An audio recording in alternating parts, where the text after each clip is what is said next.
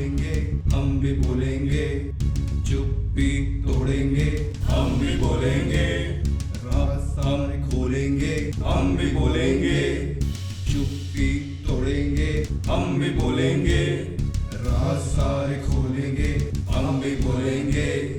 मिल गया है ये मंच, जनमंच, जनमंच, जनता के मन की आवाज, जनमंच।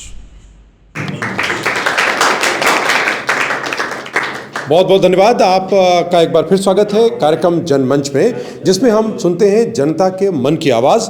क्या है उनके मन में, क्या है उनका विचार और क्या कुछ उन्होंने लोकसभा चुनाव की कैंपेन के दौरान अपना जनमत तैयार किया है और इसका क्या प्रभाव पड़ेगा जब ईवीएम पर वो बटन दबाएंगे और देश की जो राजनीति की स्थिति होगी वो क्या करवट लेगी और देश में परिवर्तन कैसा होगा। इसको लेकर सबके मन में तमाम तरह की आशंकाएं हैं, तमाम तरह के विचार हैं, तमाम तरह की अपेक्षाएं हैं। लेकिन युवा साथी क्या सोचते हैं, इसलिए हम फिर पहुंचे हैं कुछ युवाओं के पास और उनसे जानना चाहते हैं कि इनके मन में इस लोकसभा चुनाव के लिए क्या कुछ चल रहा है।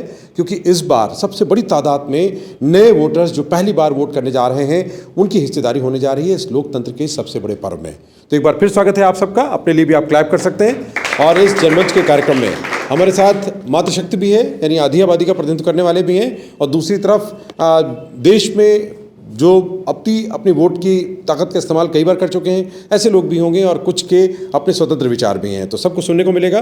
तो सबसे पहले आपसे शुरू करते हैं। आप बताइए कि इस बार लोकसभा चुनाव को लेकर क्या बदला हुआ आपको दिखता है। आपके मन में तमाम जो दावे आ रहे हैं उनको लेकर के कौन कौन से मुद्दे आपको प्रभावित कर रहे हैं। अपना नाम बताते हुए बात करें। मेरा नाम कृष्णा ग्रहरी है और मैं इस बार जो लोकसभा चुनाव है, बहुत सारे विपक्षी पार्टी या फिर किसी भी पार्टी के लोग, बहुत सारे लोग बोलते हैं कि ईवीएम हैक करते हैं या फिर ऐसा कुछ है। तो हम पहले बता दें कि ईवीएम एक इलेक्ट्रॉनिक डिवाइस है और किसी तरीके का कोई इंटरनेट कनेक्शन नहीं है उसमें। जैसे एक कैलकुलेटर होता है वैसे ही वो ईवीएम भी होता है, उसमें कोई इंटरनेट कनेक्शन नहीं, इसलिए उसमें हैकिंग का कोई संभावना ही नहीं है। जिन लोगों ने शिकायत की थी, निर्वाचन आयोग ने उनको मौका भी दिया हैक करके दिखाने का और वो प्रक्रिया बनी, उस पर किताब भी बनी। इलेक्शन कमीशन ने पूरी चैलेंज के साथ बोला कि आइए आप ईवीएम हैक करिए, किसी ने नहीं गया। तो हम इस बात को बिल्कुल भी नहीं मानते कि ईवीएम को हैक किया जा सकता है। यानी आप संतुष्ट हैं कि ईवीएम सुरक्षित है और जो उसे निर्वाचन होगा वो शुचिता के साथ होगा, सही होगा। आपका नाम क्या है? रोशन कुमार है। रोशन, आप क्या सोचते हैं अभी जो दावे चल रहे हैं अलग अलग दलों के, उनसे किन से आप प्रभावित हो रहे हैं और कौन से मुद्दे हैं जिनको आप लेकर इस बार वोट करेंगे? इलेक्ट्रल बॉन्ड्स हुए या फिर देख रहे हैं 4-4 साल में वैकेंसीज आ रही है। जब वैकेंसी आ रही है तो पेपर लीक हो जा रहे हैं, बच्चे परेशान हैं, लोग पैसे दे के पहले ही आंसर शीट्स ले रहे हैं। ये सब बहुत गलत है सर। गलत है और इससे निराशा मिलती है। आपका मुद्दा क्या है? एक दो मुद्दे तो आपने सुन लिए, आप और क्या जोड़ना चाहते हैं? मेरा नाम प्रवीण पांडे है और मेरा एक ये मुद्दा है कि जो एजुकेशन के क्षेत्र में प्रैक्टिकल, मतलब जो पढ़ाई कराई जा रही है ज़्यादातर प्रैक्टिकल कराई जाए, प्रायोगिक होना चाहिए। थ्योरेटिकल पढ़ाते हैं और उसमें भी प्रैक्टिकल नहीं कराते हैं तो लोग स्किल्स डेवलप नहीं होती, उनकी समझ कम विकसित होती है, उसका लाभ कम मिलता है। जी। तो आपने अपनी पढ़ाई के दौरान ऐसा क्या अनुभव किया, अगर आप सार्वजनिक तौर पर बताएं? तो जो राजनीति के क्षेत्र में आगे देश को बदलने की बात कर रहे हैं वो कुछ बुनियादी बात को सुधार कर पाएंगे, क्योंकि नई शिक्षा नीति में बहुत सारे प्रावधान रखे गए हैं, वोकेशनल शिक्षा की बात की गई है। तो किस तरह के बदलाव की आप अपेक्षा करते हैं जो आपने अनुभव किया है? बुनियादी बातें जैसे कि प्रैक्टिकल भी होते हैं बट उसमें मतलब कि उस लेवल पे मतलब कि उनको प्रोवाइड नहीं कराया जाता है। ऐसा सुनने में आया है कि बहुत से जो इंजीनियरिंग कॉलेजेस हैं उस पर ताला बंद रहता है और लैब को केवल कुछ अतिथियों के आने पर ही खोल के दिखाया जाता है, प्रैक्टिकल कराते नहीं है, केवल डॉक्यूमेंट पे चलता है। ये सच है? आपके साथ हुआ है? जी, ऐसा हुआ है कई बार। तो आपने इसकी कंप्लेंट की कभी? कंप्लेंट तो उस टाइम पे नहीं की। तो जनता जो जागरूक नागरिक हैं उनकी जिम्मेदारी बनती है कि ऐसी शिकायतें संबंधित अधिकारी को या संबंधित जो जिम्मेदार व्यक्ति है उस मंच पर जरूर करें। आपका नाम क्या है और आपका मुद्दा क्या है? कुमार मिश्रा नाम है मेरा इसमें बस यही समस्या है, एजुकेशन सिस्टम को सही करना चाहिए, सिस्टम को ठीक करना चाहिए। तो सिस्टम तो सब पार्ट होते हैं, मतलब सरकार एक पक्ष है, जो लाभार्थी हैं वो भी पक्ष है, जनता भी उसका पक्ष है, जो सेवा करने वाले शिक्षक हैं या प्रबंधन है, सब एक सिस्टम का पार्ट है। तो वो सिस्टम अपने आप कैसे ठीक होगा? वो अपने आप नहीं सही होगा। सबसे पहले तो हमें खुद को सही करना पड़ेगा, उसके बाद से जो हेड ऑफ द डिपार्टमेंट बैठा हुआ है एजुकेशन सिस्टम को लेकर उसको सही करना पड़ेगा। बहुत सारी जगह पे ये आपका रिजर्वेशन, ये सारी चीज़ें हैं, रिजर्वेशन वगैरह वो एक समय के लिए लगाई गई थी कि आप इस समय तक जो है, जिस समय SC ST या जो भी था, अभी सब बराबर बैठे हैं। तो फिर भी उस यही वजह भी होती है कि वो किसी अच्छे कॉलेज में चले भी जाते हैं तो वहाँ पे बैक लेके या फाइट नहीं मार पाते क्योंकि वो कम नंबर पे वहाँ पहुँचते हैं।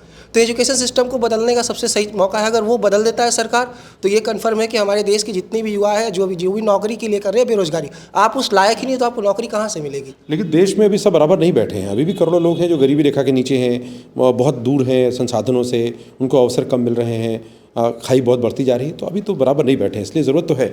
लगभग आपकी बात सही है, लेकिन ये भी चीज़ जानिए कि आज भी अपने गांव की बात बताता हूँ, बहुत लोग ऐसे हैं कि बहुत अच्छा इनकम पाते हैं बट आज भी आय प्रमाण पत्र में 30,000 से नीचे हैं। तो अगर आप उनको पर्टिकुलर के यहाँ जाके नहीं देखेंगे तो आप कैसे कह सकते हैं? तो इसमें हमारी भी तो गलती है, हम भी तो चोरी कर रहे हैं। अब आप कहना चाहते हैं कि आरक्षण में जो क्रिमिलेयर हैं, जो बार बार आरक्षण का लाभ ले रहे हैं, उनकी वजह से दूसरों को नहीं मिल पा रहा है, तो यानी आर्थिक आधार पर आरक्षण होना चाहिए, उचित रहेगा। लायक हैं आप उन्हें दीजिए, जो डिजर्व करते हैं उन्हें दीजिए, जो डिजर्व नहीं करते उन्हें जबरदस्ती देने का या वो करने का कोई मतलब नहीं बनता। बहुत सही मुद्दा आपने उठाया है। आपका विषय क्या है इस बार लोकसभा चुनाव में? सर मेरा विषय ये है कि शिक्षा की जो महंगाई स्तर है, जैसे इन सब पे थोड़ा पाबंदी लगाया जाए और यही सब चीज़ें। शिक्षा महंगी होती जा रही है, तो इसमें बहुत सारे रिकमेंडेशंस में मिले हैं कि शिक्षा को और सस्ता करने की ज़रूरत है, और उसमें बहुत से ऐसे पक्ष भी हैं कि सरकार समर्थित होना चाहिए, निजी सेक्टर को इससे अलग करना चाहिए। आप क्या सोचते हैं? यस सर, बिल्कुल। शिक्षा पूरी तरह से सबको उपलब्ध हो, ये सरकार की जिम्मेवारी है, और निजी सेक्टर पर नकेल लगा ली जाए। Yes sir. इस पर मैं कुछ जी ये कहना चाहिए, जैसे इन्होंने कहा कि शिक्षा जो है महंगी होती जा रही है, उसमें भी गलती हमारी। हम अपने बच्चों को सरकारी स्कूल में भेजना ही नहीं चाहते।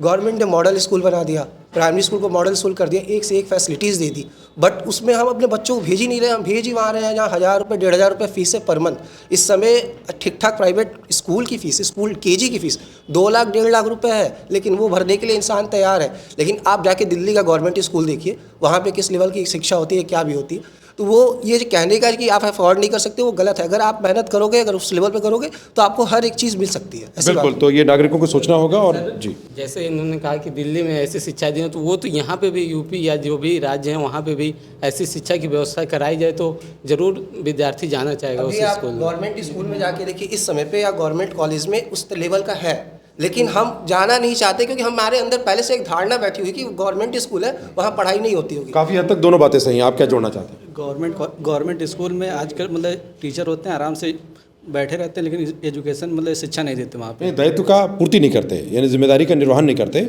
और अपने काम में चोरी करते हैं, लापरवाही करते हैं, ढिलाई करते हैं, एक तरह से दोहन कर रहे हैं सिस्टम का दोहन करते हैं। तो आप क्या सोचते हैं कि इनके खिलाफ कार्रवाई कैसे? क्योंकि कंप्लेंट नहीं आती, बहुत सारी जगहों पर जो शिकायतें हैं, लोग आपस में समझौता के बैठे हुए इनके खिलाफ गार्जियन जाके मतलब जागरूक हों और जाके कंप्लेन करे, तभी एजुकेशन सिस्टम। जनता जागरूक कैसे होगी, एक बड़ा मुद्दा है, क्योंकि फिर सरकार पे आते हैं और सरकार से शिकायत है, तो जागरूक कौन करेगा? मतलब युवक करेंगे, जो जानने वाले होते हैं। आपके मन में ऐसा विचार है? क्या आपको दिखा है कि कुछ युवा ऐसे साथी प्रयास कर रहे हैं कहीं आपकी नज़र में, आप जहाँ पढ़ते रहे हैं, ऐसे युवाओं की भागीदारी दिखी है? हाँ, कई लोग हमारे साथ के ऐसे हैं कि जो शिक्षा को लेकर बहुत आगे मतलब चल रहे हैं, इस समय काम कर रहे हैं, बुनियादी काम कर रहे हैं। जी, आपका नाम क्या है? विष्णु भारती। जी विष्णु जी, बहुत महत्वपूर्ण बात आपने कही कि युवा इस बदलाव के भाग हो सकते हैं, उनकी जिम्मेदारी हो सकती है। आपका नाम क्या है और आपका मुद्दा क्या है? सचिन जी सचिन जी। महंगाई पे बात कर सकते हैं हम लोग, जैसे कि हमारी जो डेली यूज की चीज़ें हैं उनकी महंगाई कम की जा सकती है। जैसे इस समय सरकार है वो फ्री में अनाज उपलब्ध करा रही है, तो हम अनाज उन लोगों को उपलब्ध करा सकते हैं जिन लोगों को ज़रूरत हो, बाकी लोगों को नहीं दे के हम वो पैसा कहीं और भी यूज कर सकते हैं। तो सरकार ने उसके मानदंड बनाए हैं और वो ज़रूरतमंदों को ही दिए जा रहे हैं। हमको, आपको तो नहीं मिलता अनाज? नहीं मिलता है आपको? जी बिल्कुल मिलता है। और आप ज़रूरतमंद हैं? आप ज़रूरतमंद हैं? नहीं, मतलब कई बार क्या होता है कि कोई ऐसी सरकार की योजना होती है, हम सब भी थोड़े लालच में, थोड़ा लोभ में प्राप्त कर लेते हैं, कई बार हम उसके लिए पात्र नहीं होते। तो मतलब ये बहुत से लोग कर रहे हैं। ये ऐसा लगता है कि शायद हमारी पहुंच है तो हम उसको प्राप्त कर लें, तो हम सबको एक नागरिक की भूमिका भी निभानी पड़ेगी। जी जरूर निभानी पड़ेगी, और आपने ईमानदारी से बात की, इसके लिए आप लोग ज़रूर ताली बजाएं। ईमानदारी से बात करनी बहुत ज़रूरत है। आपका नाम क्या है और आप क्या सोचते हैं? सर मेरा नाम अंशु शर्मा है और मैं 2024 का जो वोट दूंगा वो रोजगार और शिक्षा के क्षेत्र में दूंगा, उसको देखते हुए दूंगा, क्योंकि रोजगार का जो लेवल है वो बहुत डाउन होता जा रहा है सर। रोजगार मिल नहीं रहा है, यूथ परेशान है। और शिक्षा के क्षेत्र में इन्होंने कोई काम नहीं किया है, बस मंदिर और मस्जिद चल रहा है। 9 साल हो गए, कोई रोजगार, कोई वैकेंसी आ नहीं रही। अगर आ भी रही तो पेपर उसका पहले ही आउट हो जा रहा है, और जब उन पे प्रेशर बनाया जा रहा है गवर्नमेंट से तो जाके कह रही है हाँ ये पेपर आउट हुआ है। तो 2024 का हम शिक्षा को देखते हुए सर, शिक्षा को देख आधार पर आप वोट करेंगे। आप क्या काम करते हैं और आपका विचार क्या है? सर मेरा नाम अभिनव है, मैं सॉफ्टवेयर इंजीनियर हूँ टेक्नोसिस प्राइवेट लिमिटेड में।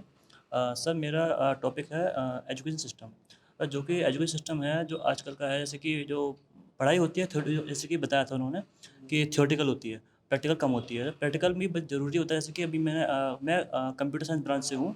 हमारे कॉलेज में क्या होता था कि मतलब कोड जो होता था वो बोर्ड पर लिखवाया जाता था और उसको कहते रन करवाया जाता था, मतलब बोर्ड पे ही। अब चाहे सही हो चाहे गलत हो वो कुछ नहीं पता किसी को भी। अब आगे जाकर जैसे कि 3rd ईयर में भी आए हम, तब भी हमें कोड को बोर्ड पे रन करवा रहे हैं। अब हमको इसमें प्रैक्टिकल नॉलेज क्या मिली?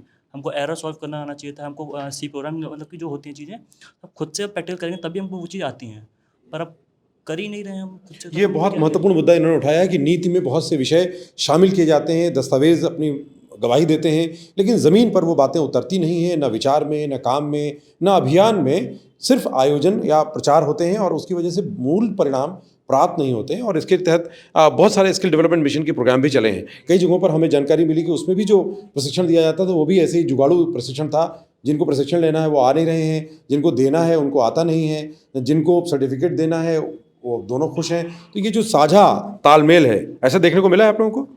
स्किल डेवलपमेंट मिशन या शिक्षा में ये सब बहुत होता है। छात्रवृत्ति के नाम पे ऐसे विश्वविद्यालयों में, महाविद्यालयों में ये सब काम बहुत होता है। तो शिक्षा के साथ बहुत खिलवाड़ हुआ है और ये गलत है, क्योंकि इससे हमारी जो पीढ़ी है वो ख़राब होती है और उनकी जो अवसर उनको मिलने चाहिए वो नहीं मिल पाते। मातृशक्ति की तरफ बढ़ते हैं, लेकिन उससे पहले एक हमारे साथी जो अपनी बात रखना चाहते हैं कि इस पूरी जो प्रक्रिया है उसमें लोकसभा चुनाव में क्या होना चाहिए और आपका विचार क्या है? अपना नाम बताइए। राम शंकरपुरी जी। मेरा विचार है कि जो गांव में स्कूल है उसका सुधार होना चाहिए, और ये बच्चे पढ़ने जाते हैं तो उनको वहाँ ठीक से शिक्षा नहीं मिलता है। जाएंगे वहाँ अटेंडेंस लगेगा, फिर चले आएंगे, बस्ता फेंक देंगे, फिर उससे कोई मतलब नहीं है। इस सब के लिए जिम्मेदार आप किसको मानते हैं? टीचर की जिम्मेवारी है, अभिभावक का बच्चों को भेजना, लेकिन वहाँ टाइम से आना नहीं, बच्चों को देखना नहीं, खाली उनको गिनती कर देना, बस कब चले जाना है छुट्टी करके। अच्छा, एक चीज़ ये बताइए कि हर विद्यालय में एक अभिभावक समिति बनी है जो संचालन के लिए अभिभावक जो है मिलकर अपनी बात रखें, तो क्यों ये सिस्टम काम नहीं कर पाता? कागज़ पे तो है, कागज पे है, लेकिन वहाँ लापरवाही है। क्यों बच्चे प्राइवेट स्कूल में भेजते हैं? तो अधिकारी आते हैं देखने के लिए। हमारी औकात है प्राइवेट में पढ़ाने के लिए, लेकिन उनके भविष्य के लिए पढ़ा रहे हैं कि भविष्य उनका बिगड़ने ना पाए। बिल्कुल। तो ऐसा क्यों है? उनको अच्छी सैलरी दी जा रही है, हाँ, सारी सुविधाएं मिल रही हैं, सारी सुविधाएं दे रही है, तो बच्चों को देख क्यों नहीं मतलब उनको शिक्षा मिलता है प्राइवेट में? बिल्कुल। तो जितने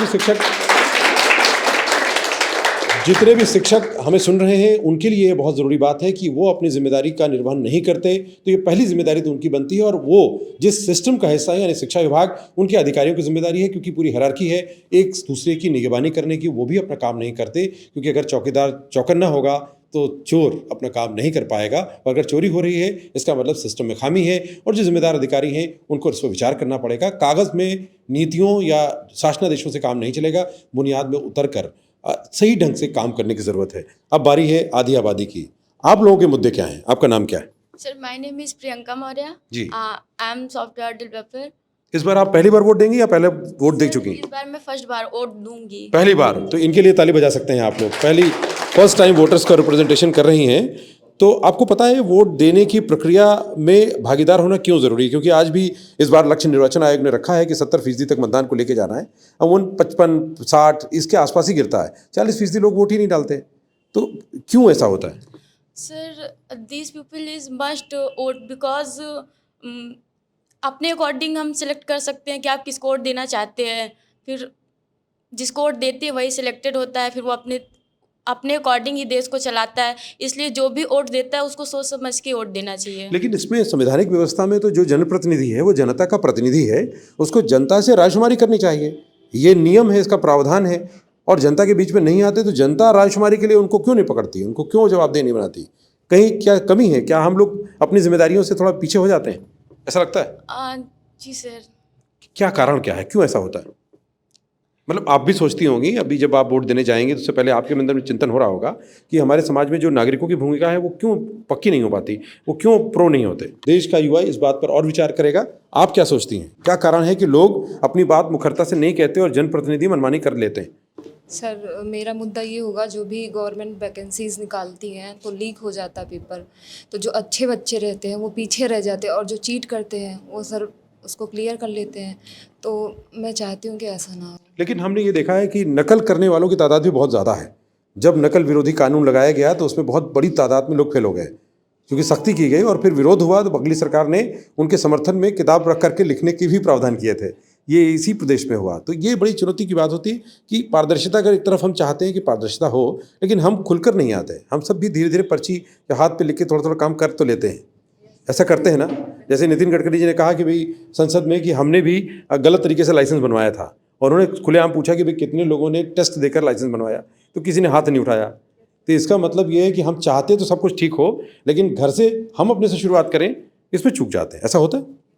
तो आपने कभी नहीं किया तो क्या इससे कोई फ़ायदा होता है? क्या चीट करते हैं सर। पहली बार हम लोग क्या किए थे, जैसे ऑफिस में गए तो वहाँ सिग्नेचर होता था, तो हम लोग नहीं आए थे उस दिन, छुट्टी पे थे, लेकिन हम लोग आके दूसरे दिन सिग्नेचर कर दिए। पहला ही दिन था जिस दिन हम लोग ऐसा किए थे, लेकिन पकड़े गए। पहले दिन पकड़े गए? यानी प्रैक्टिस भी नहीं हुई अभी? तो बड़ी ईमानदारी से आपने बताया कि दफ्तर में आपने पहले दिन ऐसा कुछ जुगाड़ वाला काम किया था, और अगर सफल हो जाते? एक लोग नहीं थे, 5 लोग साथ। 5 लोग थे।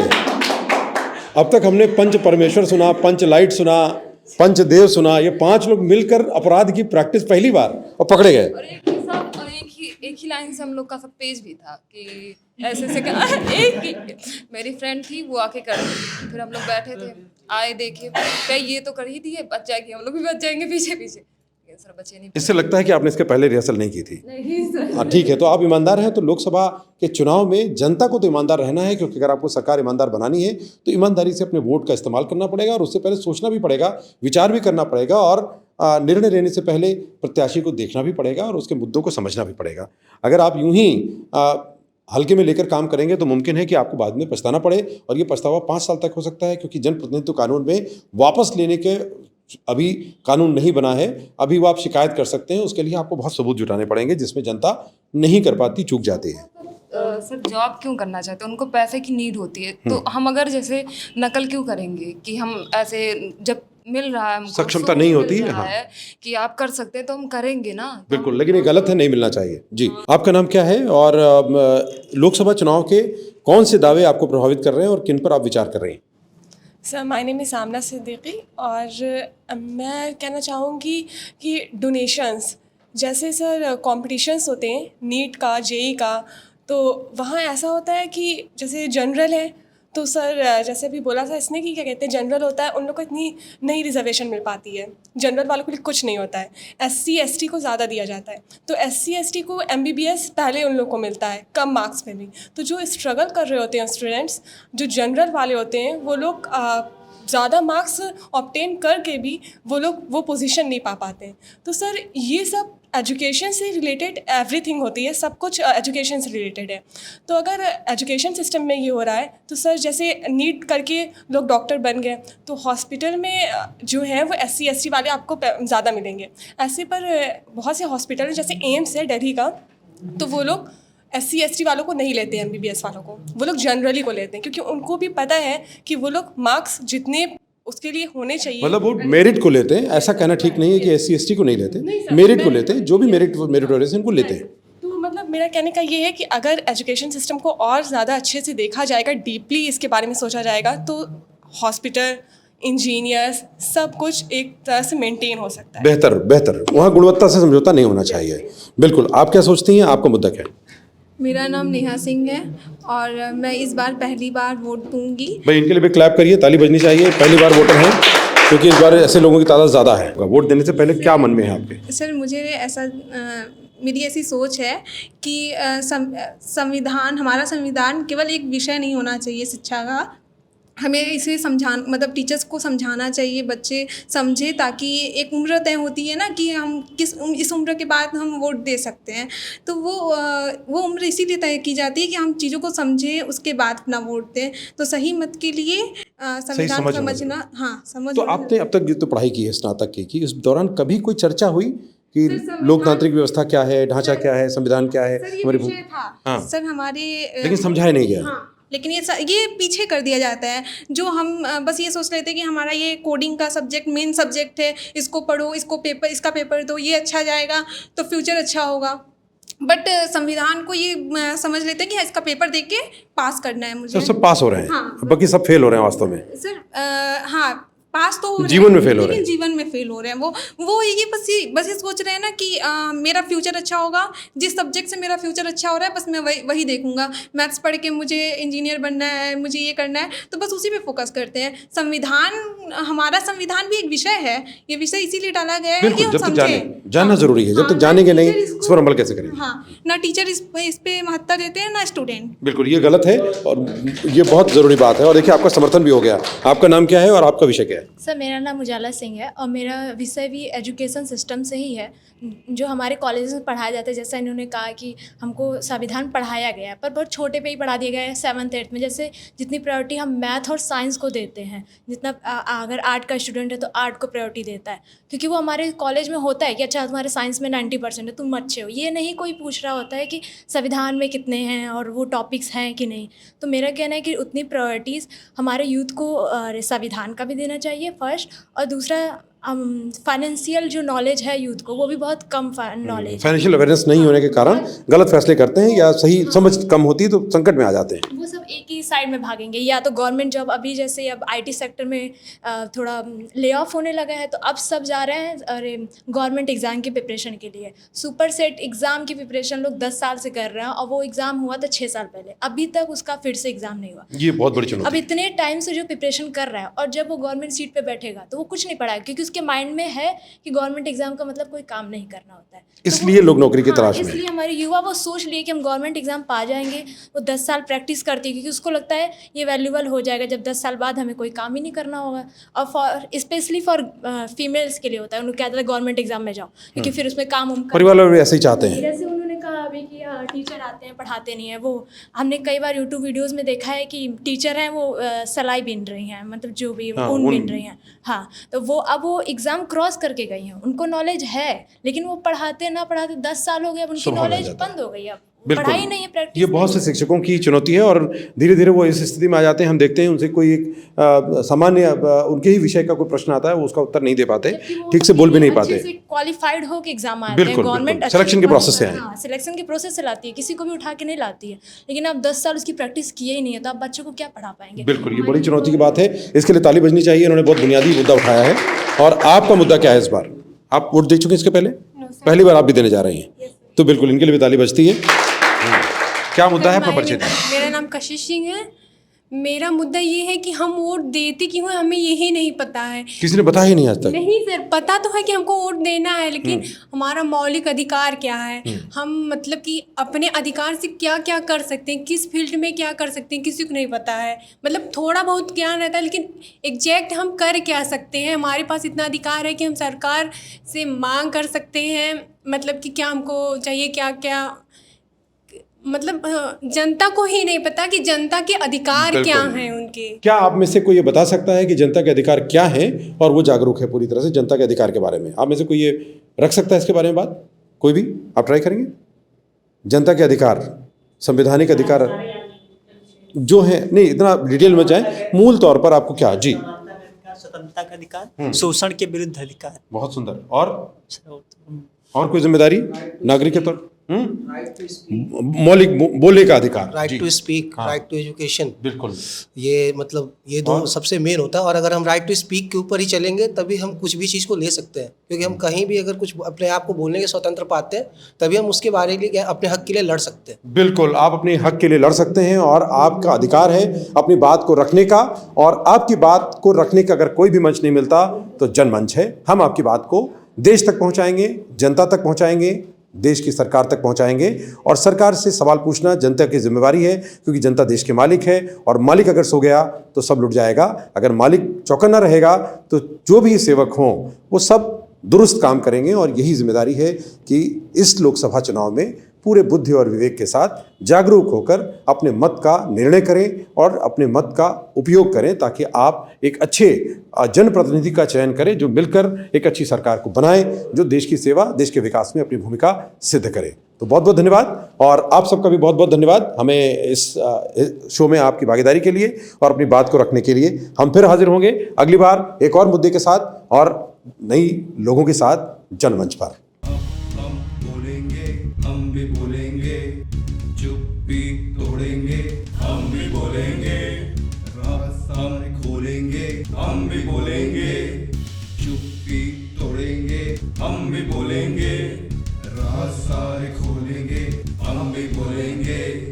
मिल गया है ये मंच, जनमंच, जनमंच, जनता के मन की आवाज, जनमंच।